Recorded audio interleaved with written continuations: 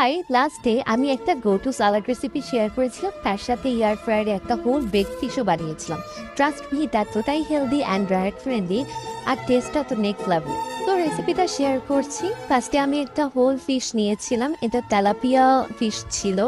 সাথে আমি 1 slice of lemon, chilli flakes, ঘি এবং হচ্ছে আহ, একটা মশলা, মিক্সড মশলা যেটাকে গরম মশলা বলে, সেই মশলাটা নিয়েছি। তোমরা দেখতেই পাচ্ছ আমি ফিশটার কিভাবে হচ্ছে কেটে দিয়েছিলাম মিডলে, মানে বডিতে। আমার টার্গেট ছিল ভালো করে ম্যারিনেট করবো। সো আমি এখানে হচ্ছে ফার্স্টে লেমনটা নিয়ে স্কুইজ করে দিলাম, তারপরে হচ্ছে বাটার অথবা ঘি, যেটাই তোমাদের বাসায় অ্যাভেলেবেল থাকে সেটাই তোমরা হচ্ছে এটার সাথে মিক্স করে দিতে পারো। যেহেতু এটা এয়ার ফ্রায়ার হবে, আমি কোনো অয়েল ইউজ করবো না, অ্যান্ড এটা যেহেতু ডায়েট ফ্রেন্ডলি, সো আমি এটাই ইউজ করছি। সাথে স্পাইসেসগুলো অ্যাড করে দিলাম।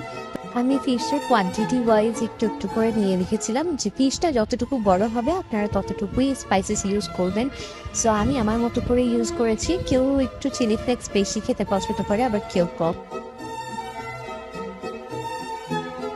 এখন এই ফিশটা 1 আওয়ারের জন্য ম্যারিনেশন হবে। 1 আওয়ার পর ফ্রিজ থেকে আমি হচ্ছে ফিশটা বের করে আমি জাস্ট এয়ার ফ্রায়ারে দিয়ে দিব। আমার এয়ার ফ্রায়ারে আগে থেকেই একটা ফয়েল সেট করে রেখেছিলাম।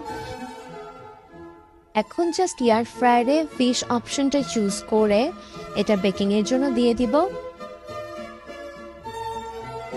তারপরও আমি একটু মিডলে চেক করে নিয়েছি এটা প্রপারলি বেকড হচ্ছে কিনা। হ্যাঁ, এটা একদম পারফেক্ট টাইমেই হচ্ছে রেডি হয়ে গিয়েছিল। এই যে here is the final result. এখন আমি হচ্ছে এটাকে প্লেটিং করব with my salad and homemade diet sauce. I hope আপনাদের কাছে রেসিপিটা ভালো লেগেছে। Please do like and comment. Finally মাঝে মাঝে বাঙালির মতো আমি হাত দিয়ে ফুডটা টেস্ট নিই। Thank you for watching me.